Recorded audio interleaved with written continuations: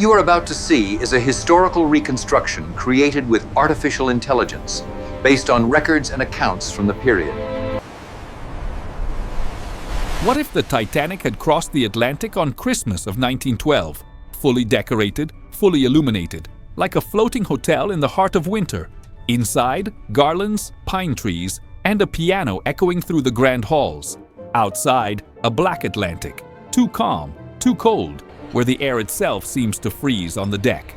In this reconstruction, we follow a Christmas night on board, room by room, revealing what passengers would see and what the crew would have to do to keep everything running. Before we step onto the grand staircase and begin the journey, like the video and subscribe to follow this complete reconstruction of Christmas on the Titanic, scene by scene.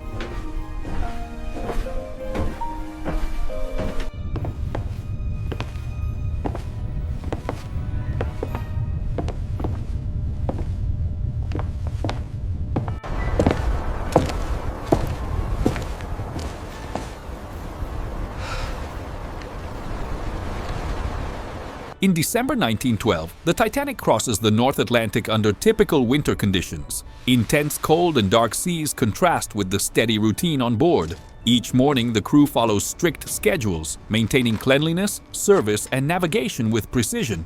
Even wrapped in winter, the ship functions like an organized city, isolated from the hostile environment surrounding it.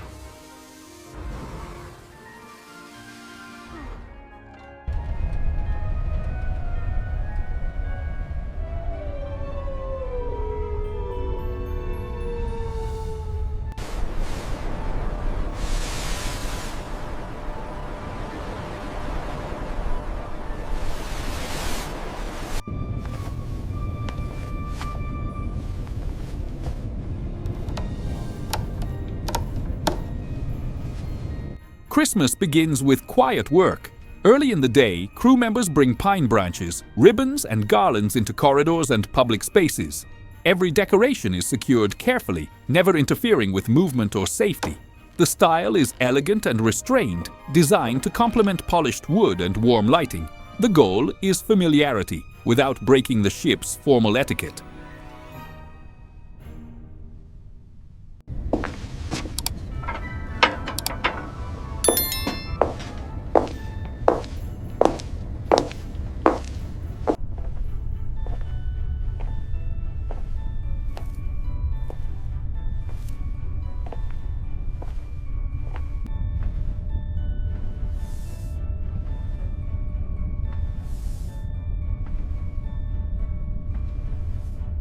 With decorations complete, the ship's central spaces begin to change in atmosphere. The grand staircase and main lounges glow with warmer light, highlighting wood, brass, and marble. For passengers, this first encounter feels like stepping into a European luxury hotel mid-voyage. Christmas appears quietly, visual, controlled, and carefully curated.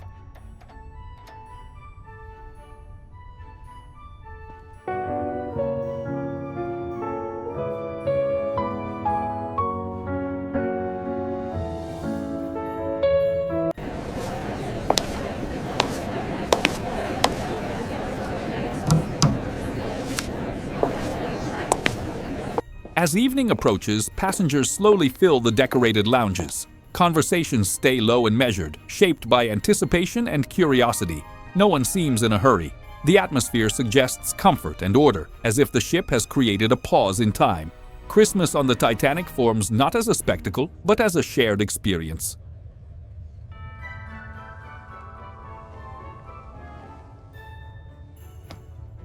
A very Merry Christmas indeed, Mr. Clark. This vessel is simply splendid. Truly magnificent, madam. I almost forget we are at sea.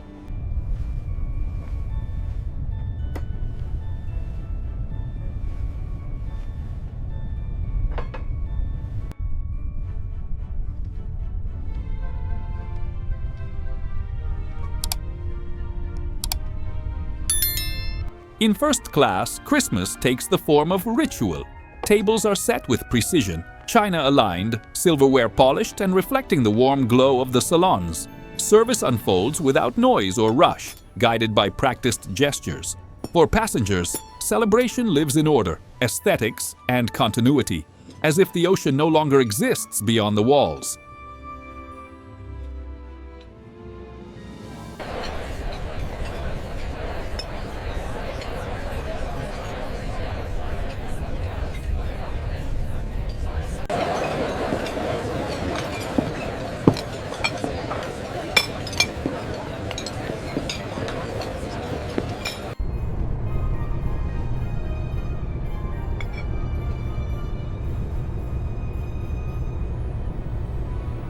Music sets the rhythm of the night. In the lounge, the piano begins familiar melodies, joined by a string quartet. The musicians maintain formal posture, though simple Santa hats add a quiet touch of warmth.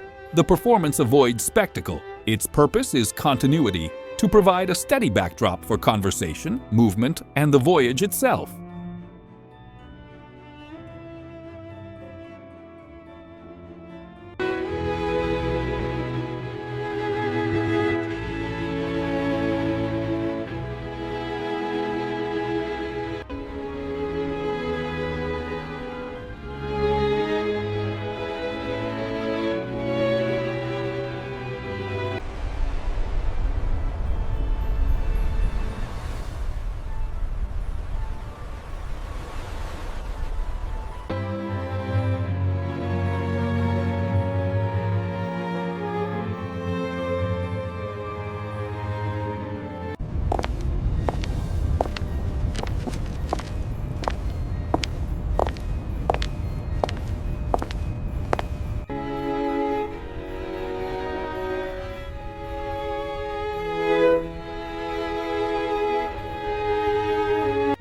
In second class, Christmas is simpler, but no less present. Decorations are minimal, chosen for practicality. The atmosphere encourages connection, shared tables, open conversations, small gestures of celebration. Here, Christmas is not shaped by strict etiquette, but by closeness among passengers and a sense of temporary community.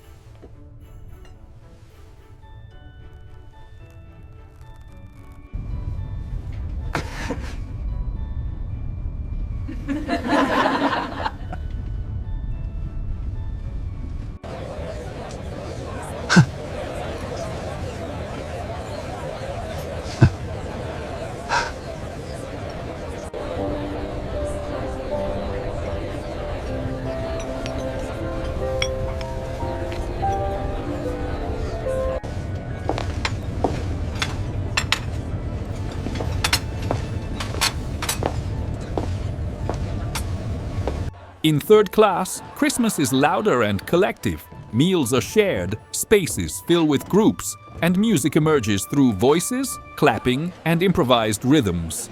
Formality has no role here. The mood is one of closeness and mutual support, strengthening bonds among passengers who share the same space and the same crossing.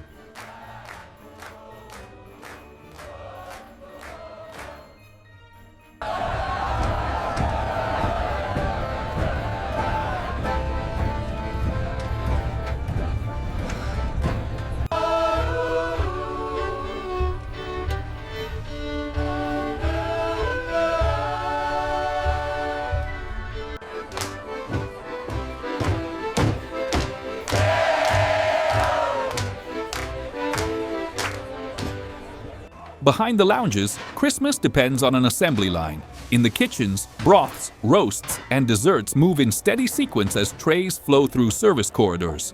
Even here, decorations appear. Pine branches on doors, ribbons on shelves, small ornaments kept safely away from flames. The pace is intense but controlled, so the celebration feels effortless on the surface.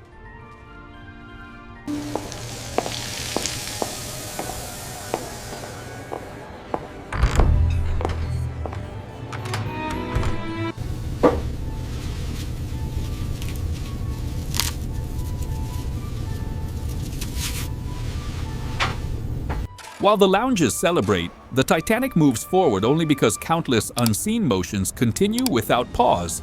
In the engine rooms, engineers and firemen maintain pressure, rhythm, and control.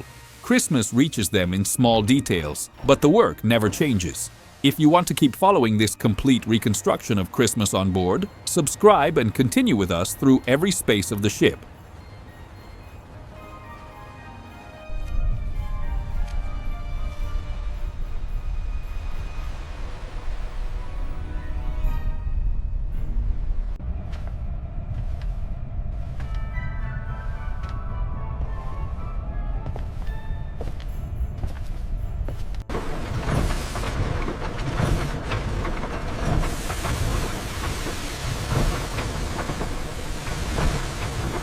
As the night advances, the pace on board slows without fading. Conversations remain soft, music grows gentler, and corridors stay bathed in warm light. Christmas decorations follow every movement, creating a sense of continuity. The Titanic remains steady, and confidence fills the atmosphere as the crossing continues.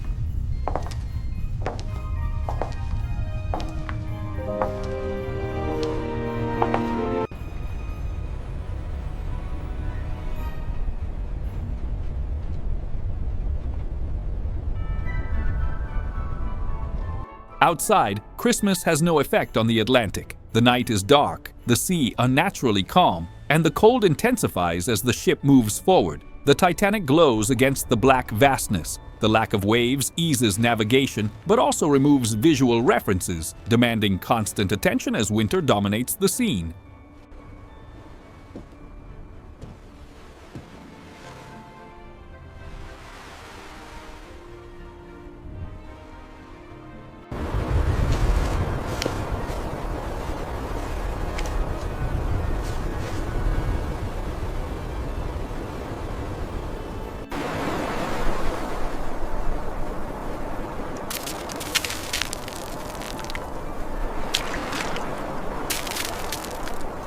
On the bridge, the mood is restrained and technical. Experienced European officers watch the horizon, check instruments, and exchange brief gestures. The cold outside contrasts with the controlled lighting within. There is no visible urgency, only discipline.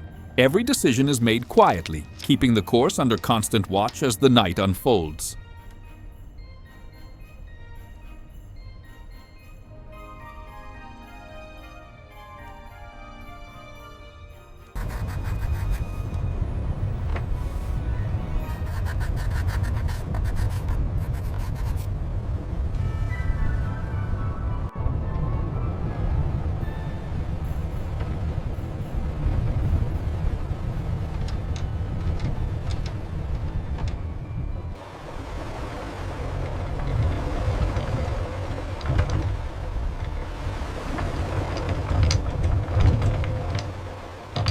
Reports of ice circulate through the ship's systems. In the wireless room, operators log messages received from other vessels. On the bridge, charts are reviewed and positions adjusted discreetly. Nothing is announced to passengers. Decisions remain technical, silent, and gradual, keeping the crossing within safe margins as the night continues.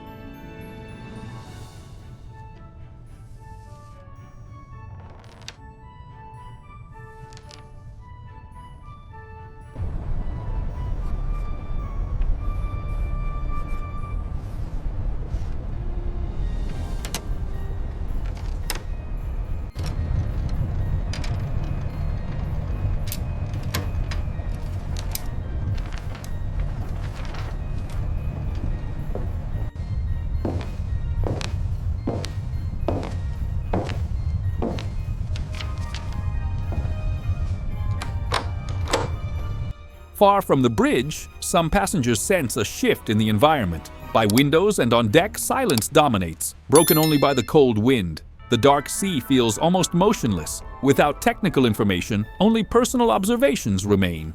Christmas continues on board, but for some, the night invites quiet reflection.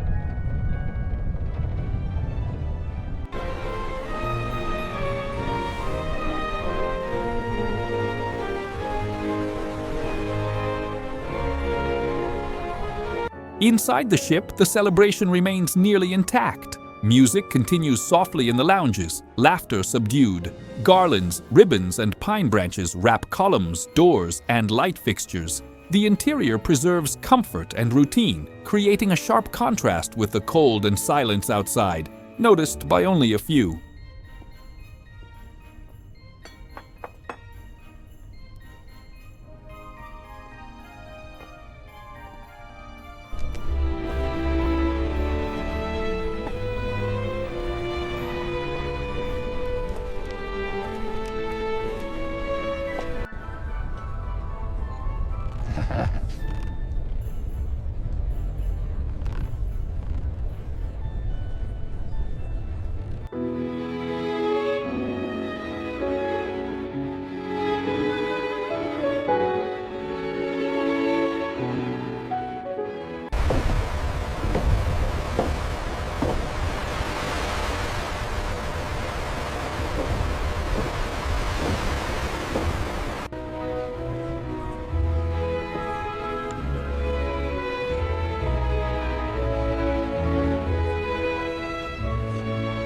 As the night progresses, navigation undergoes subtle adjustments. Speed is reduced gradually, course corrections are made, and vigilance increases. These changes do not affect the atmosphere on board, but reflect constant technical awareness. The objective is simple: cross the area safely, maintaining absolute control.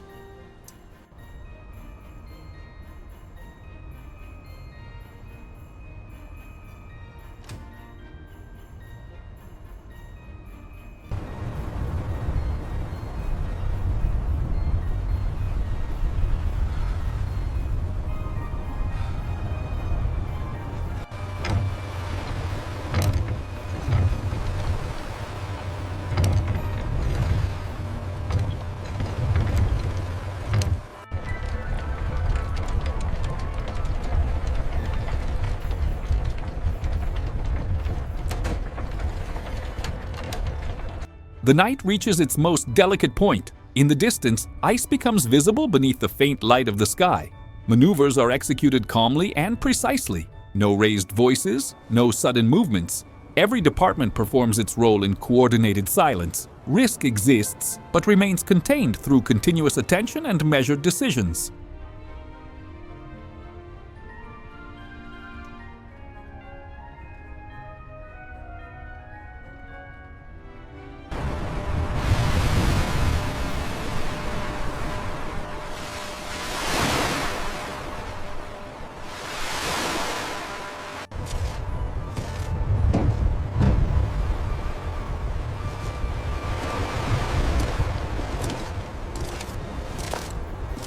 The celebration reaches its most visible moment. Lounges are full, music grows more present, and the piano carries the atmosphere with steady rhythm. The musicians remain formal, now accented by festive hats that underline the holiday mood. Nothing feels out of control. Christmas manifests as order, continuity, and confidence against all odds.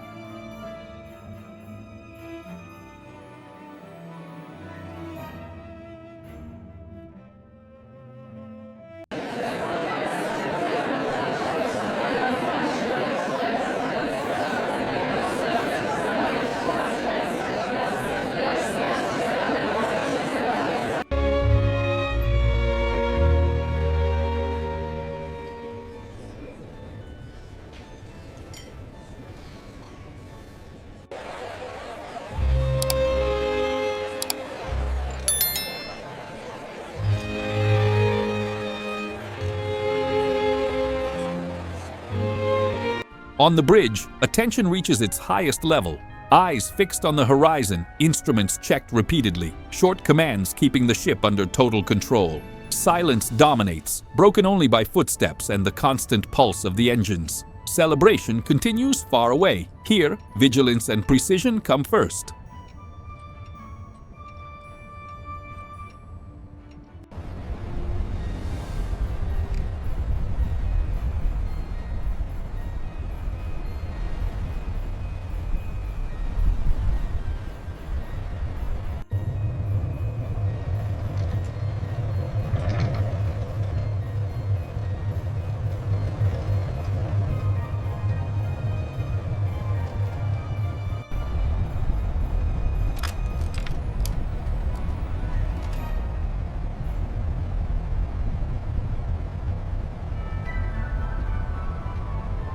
The chart is updated, sir.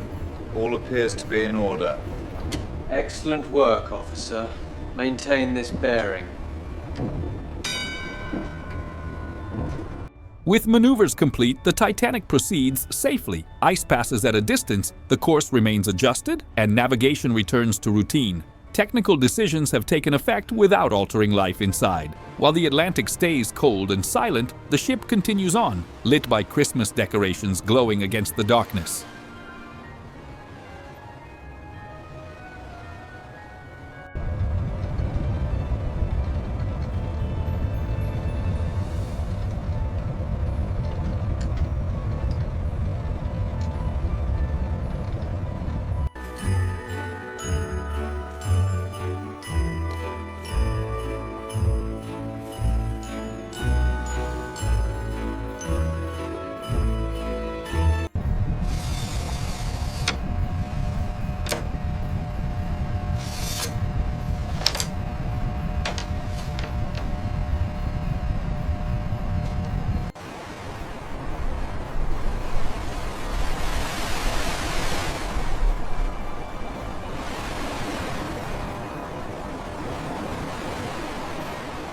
As the hours pass, the night loses its intensity. Lounges slowly empty, music fades, and candles are extinguished one by one.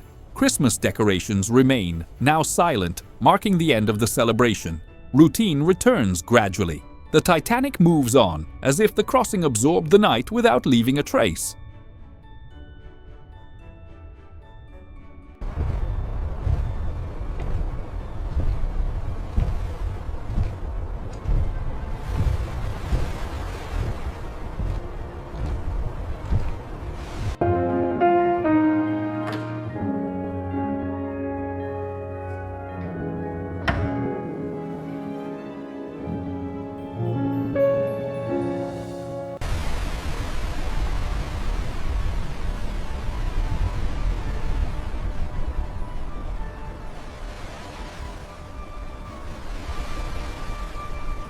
With dawn, cold light reveals the open Atlantic. The sea remains calm, and the Titanic maintains steady, continuous motion. Christmas decorations still glow softly inside, contrasting with the new day. The crossing continues as routine, now under daylight that turns the night into recent memory.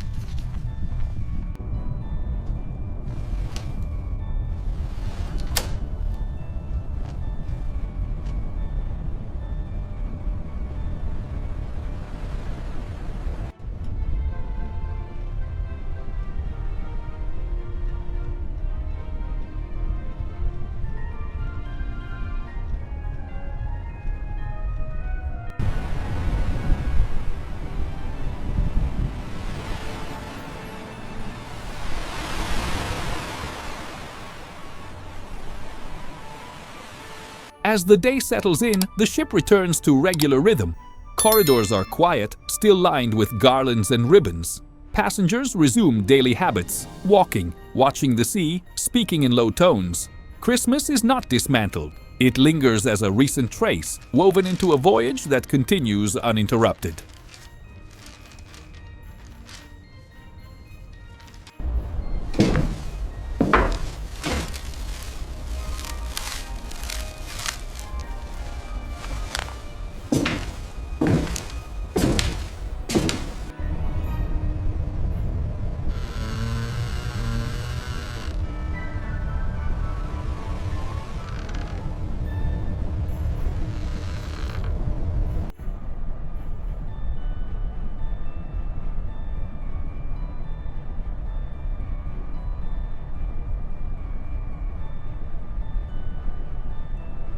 With the crossing stabilized, Christmas becomes memory.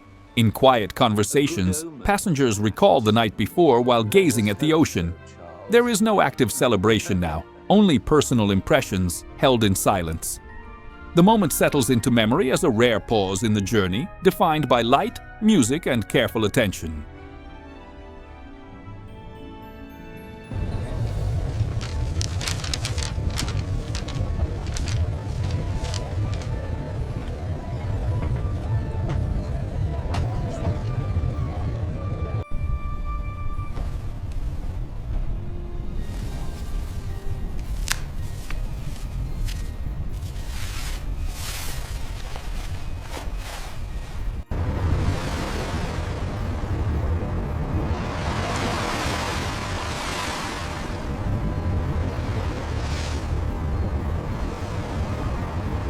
The Titanic continues her voyage, cutting through the Atlantic with steady silence.